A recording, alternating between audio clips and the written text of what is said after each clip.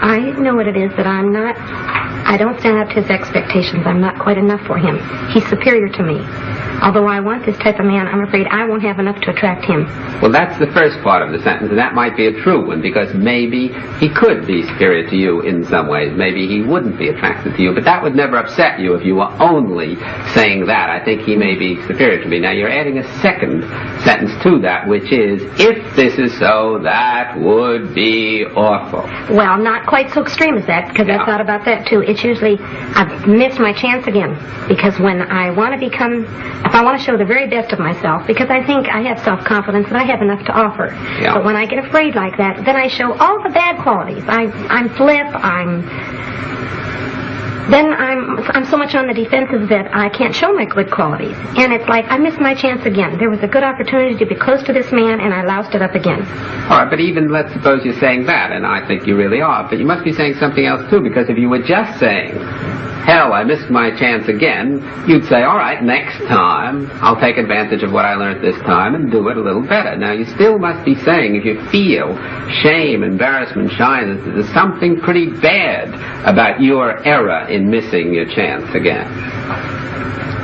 I don't know if this follows in context to what you're saying, but the thing I do feel is that I get suspicious then. Am I the type of woman that will only appeal to the ones that are... to not my type of guy anyway? Is there something wrong with me? Am I never going to find the kind of man I enjoy? I always seem to get the other ones. All right, now you're getting closer to what I'm talking about, because you're really saying, if I am this type of woman that none of these good, eligible males are going to appeal to, then that would be awful. I'd never get what I want, and that would really be something frightful, isn't Plus, it? I don't like thinking of myself that way. I want to put myself on a higher standard. I don't like to think that I may be just an average Jane Doe. But let's just suppose, for the sake of argument at the moment, that that were so. All right. That you were an average Jane Doe. Now, would that be so terrible? It would be inconvenient. It would be unpleasant. You wouldn't want it.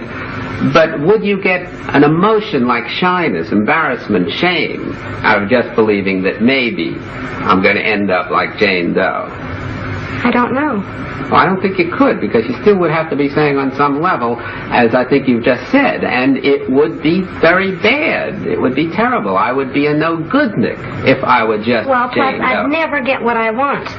If I were just a Jane Doe, and if I'd have to accept it, I'd never get what I want, and I don't want to live the rest of my life with just icky men. Well, it's not necessarily so that you'd never. You really mean your chances would be reduced, because we know some icky girls who get some splendid men, don't we? That's right. You see, so you're generalizing there. You're saying it probably would be that I'd have a more difficult time, but then you're jumping to, therefore, I'd never get it all. You see the catastrophizing there that you jumped to. Yes, but it feels that way to me at the time. It seems like forever. That's right, but isn't that a vote of non-confidence in you? An essential vote of non-confidence? Yes. And the non-confidence is because you're saying, one, I don't want to miss out on things. I would like to get the kind of a man I want and be a, in your words, superior kind of girl who gets a superior kind of man. Yes. But if I don't, then I'm practically on the other side of the chain completely, a no-goodnik, somebody who'll never get anything that I want, which is quite an extreme away, isn't it? Yes. And that's what I call catastrophizing, taking a true statement, and there is a good deal of truth in what you're saying, if you didn't get the kind of a man you wanted, that it would be inconvenient, annoying, frustrating, which it really would be, and then saying, I'd never possibly get what I want, and even beyond that, you're really saying, and then I couldn't be a happy human being. Aren't you really saying that on some level? But let's just look at that. Let's just assume the worst, as Bertrand Russell once said years ago. Assume the worst, that you never got at all, for whatever the reasons may be, the kind of a man you want. Look at all the other things you could do in life to be happy. Well, I don't like the whole process. I don't even like as I'm going through it. I don't... All right, even if it wasn't a catastrophe, even if I didn't look at it as a catastrophe, I don't like the way I'm living right now. For example, when I meet somebody that I'm interested in that could have some potential, right away I find I'm not near as relaxed with him. I worry more, should I be friendly? Should I kiss him goodnight? Should I do this? If it's just a Joe Doe and I don't give a darn, I can be anything I want to be. I turn out to be more of a person when I'm not as concerned. I don't like the way I'm But you're not merely concerned, you're over-concerned. You're anxious. Because if you were just concerned, you'd do your best and you'd be saying to yourself, if I succeed, great. If I don't succeed, tough. Right now, I won't get what I want. But you're over-concerned or anxious. You're really saying, again, that's what we said a moment ago, if I don't get what I want right now, I'll never get it. And that would be so awful that I've got to get it right now. That causes the anxiety, doesn't it? Yes, or else work toward it. Yes, but if I don't get it right now, that's all right, but I want to feel like I'm working toward it. Yes, but you want a guarantee, I hear. My trained ears hear you saying, I would like a guarantee of working towards it. And there are no certainties and guarantees. No, Dr. Ellis, I don't know why I'm coming out that way. What I really mean is, I want a step toward working toward it. Well, what's stopping you? I don't know, I thought, well, what I was hoping is, whatever this is in me, why I don't seem to be attracting these kind of men, why I seem more on the defensive, why I seem more afraid, you could help me what it is I'm afraid of so I won't do it so much. Well, my hypothesis is so far that what you're afraid of is not just failing with this individual man, which is really the only thing at issue when you go out with a new, and we're talking about eligible males now, we'll rule out the ineligible ones. You're not just afraid that you'll miss this one. You're afraid that you'll miss this one, and therefore you'll miss every other, and therefore you prove that you are really not up to getting what you want, and wouldn't that be awful? You're bringing in these catastrophes. Well, you sound more strong at it, but that's similar. I feel like this is silly if I keep this up. If you keep There's something I'm doing. There's something I'm doing not to be as real a person with these men that I'm interested in. That's right. You're defeating your own ends by... I've done it again. Right. If I weren't so doggone anxious about trying to hook this guy, I could be more real. He's going to enjoy me more if I'm real anyway. So I'm only giving him the stinky part of me. Right. How can anybody I respect a chooch? And that's what I am when I don't really come through. But look how you just devalued yourself. Let's just suppose, for the sake of argument, you kept giving the stinky part of you. Right. A human being, another person who's trying to get interested in you, might not like these attributes, these characteristics of you, but I don't think he's going to despise you as a person, which you are really doing. I'm harder on myself than I think That's he is. exactly But he the just point. doesn't like me. There's not enough to me. Right, and I say before, if people just didn't like you and you went through enough of them, and it would be hard to go through enough, but it would be possible, you'd eventually find one who did like you and whom you liked. But as long as you devalue yourself personally in your own eyes, you complicate the problem enormously, and you're not focusing on how can I be myself, change the traits.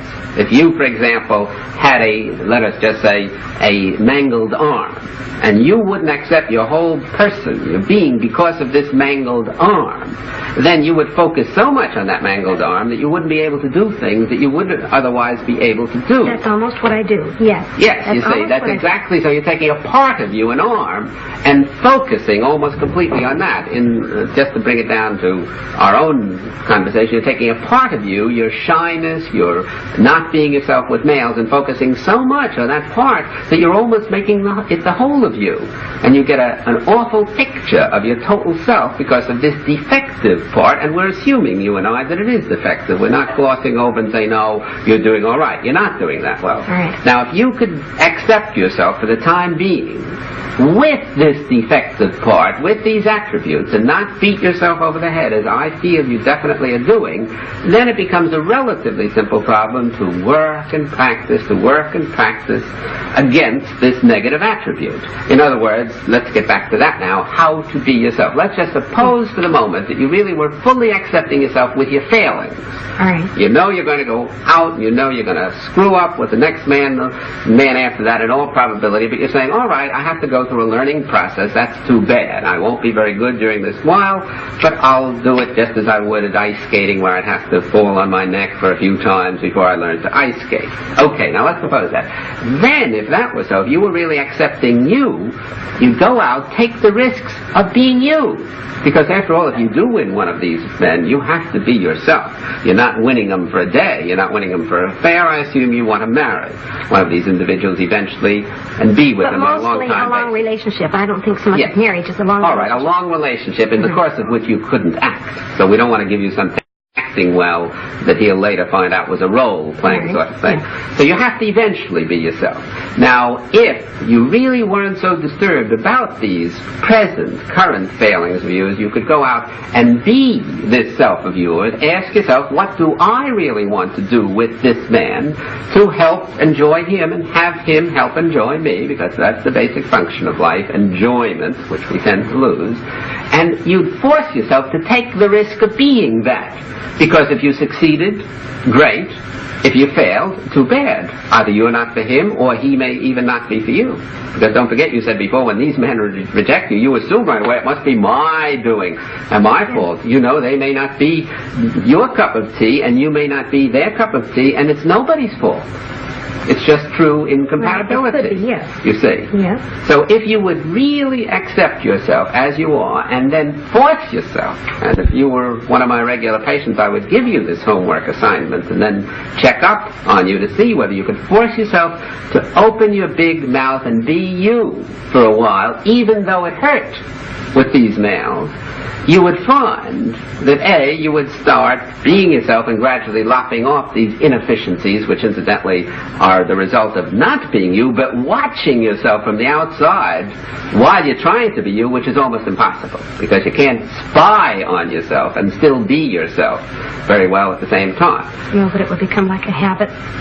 After a while, if you took the risks and forced yourself to, as I said, open your big mouth, and even though you thought, maybe it'll come out badly, maybe he won't like me, maybe I'll lose him completely, and so on and so forth, then you'd start swinging in the groove and being what you want to be, and I would almost guarantee that you'd become more practiced and less inefficient, especially in terms of the shyness, because you wouldn't be focusing on, oh my God, isn't this awful, how bad I am. You would be focusing on what a nice individual this is, and how can I enjoy him, which is the focus. Well, you're saying my focus is the opposite way. Right. How can I be more attractive to him, and how can he be pleased by me? Because underneath, if I am not, then I cannot enjoy myself. I refuse to accept myself unless I attract and win this good individual. Isn't that what you basically Yes, say? and I even go further, Dr. Ellis. When there is one of these men I come in contact with,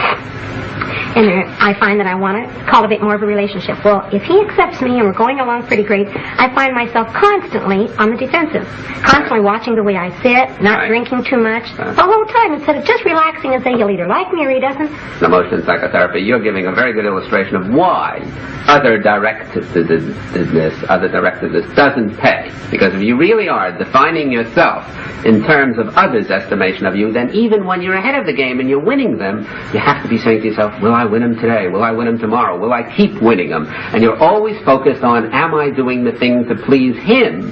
And you never are yourself. You never have a self.